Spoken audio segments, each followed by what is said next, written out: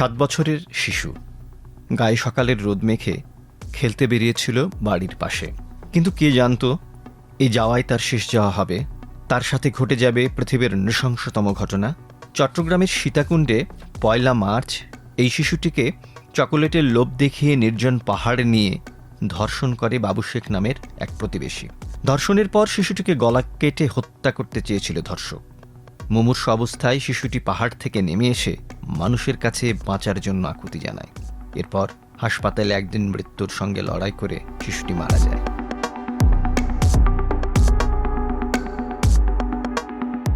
নজর দেওয়া যাক গত কয়েকদিনে ঘটে যাওয়া নৃশংস হত্যা ধর্ষণের ঘটনার দিকে। 24 ফেব্রুয়ারি রাতে 11:30টায় জাহাঙ্গীরনগর বিশ্ববিদ্যালয়ের সাবেক ছাত্র এম তরিকুল ইসলাম ওই একই বিশ্ববিদ্যালয়ে পড়ুয়া এক ছাত্রীকে বাসায় ডেকে এনে জোরপূর্বক ধর্ষণ করে। তারপর তার উপর নির্মম অত্যাচার চালানো হয়।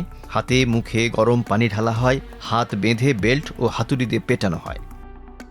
26 ফেব্রুয়ারি নরসিংদীতে 15 বছর বয়সী এক কিশোরীর মরদেহ পাওয়া যায় সর্ষে খেতে। এর কয়েকদিন আগে স্থানীয় কয়েকজন তরুণ তাকে ধর্ষণ করেছিল। সেই ঘটনার বিচার চাইতে গেলে উল্টো তাদের এলাকা ছেড়ে চলে যেতে বলা হয়। পরে বাবার সঙ্গে খালার বাড়িতে যাওয়ার পথে ওই কিশোরীকে হত্যা করা হয়। 27 ফেব্রুয়ারি পাবনার ঈশ্বরদীতে 70 বছর বয়সী এক বৃদ্ধাকে হত্যা করে তার 16 বছর বয়সী নাতনিকে তুলে নিয়ে ধর্ষণ ও হত্যা করে একটি ক্ষেতে ফেলে রাখে দুর্বৃত্তরা।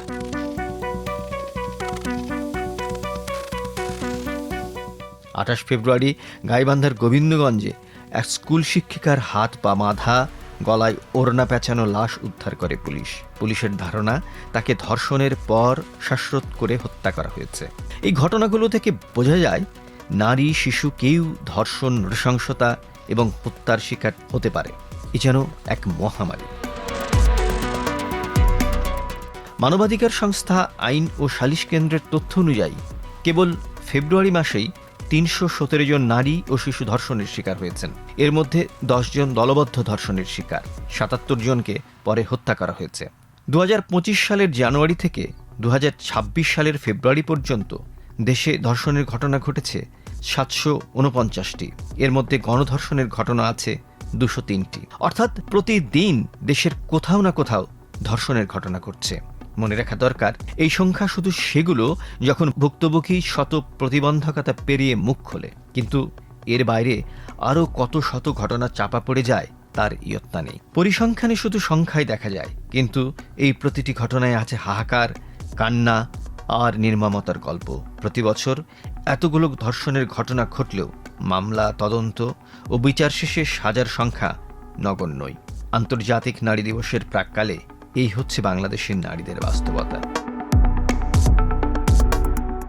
ধর্ষণ আইন সংস্কার জোট সাম্প্রতিক এক সংবাদ সম্মেলনে সরকারের কাছে কয়েকটি গুরুত্বপূর্ণ প্রস্তাব দিয়েছে। তাদের দাবির মধ্যে রয়েছে সহিংসতার ঘটনার সুষ্ঠু তদন্ত, দ্রুত বিচার নিশ্চিত করা এবং ভুক্তভোগী ও সাক্ষীদের নিরাপত্তা দেওয়া, ধর্ষণের আইনি সংজ্ঞাকে আরও বিস্তৃত ও বৈষম্যহীন করা, বিচার চলাকালীন ভুক্তভোগীর চরিত্র নিয়ে অপমানজনক প্রশ্ন যাতে না করা হয় সেজন্য সাক্ষ্য আইনের সংশোধনীগুলোর যথাযথ প্রয়োগ নিশ্চিত করা, প্রতিবন্ধী ভুক্তভোগীদের জন্য ন্যায় বিচার নিশ্চিত করা, স্বাস্থ্য ও বিচার বিভাগের মধ্যে সমন্বয় বৃদ্ধি করা এবং একটি নারীবান্ধব আইনি কাঠামো তৈরি করার আহ্বান জানিয়েছে সংগঠনটি।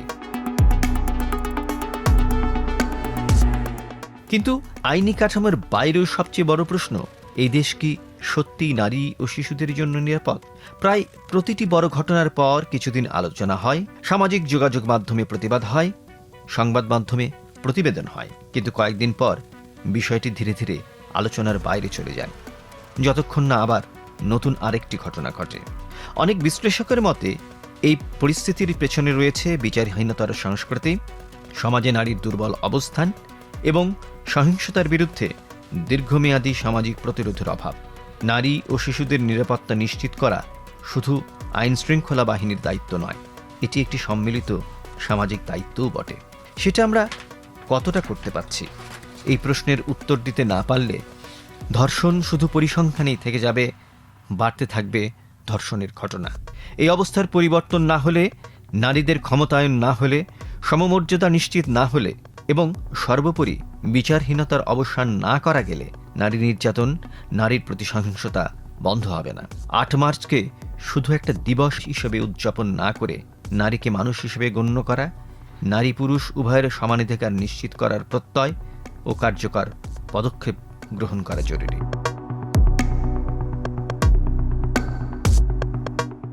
কবি নবারুণ ভট্টাচার্যের ভাষায় এখন বলার সময় হয়েছে, এই মৃত্যু উপত্যকা আমার দেশ না, এই বিস্তীর্ণ শ্মশান আমার দেশ না, এই রক্তস্নাত কসাইখানা আমার দেশ না।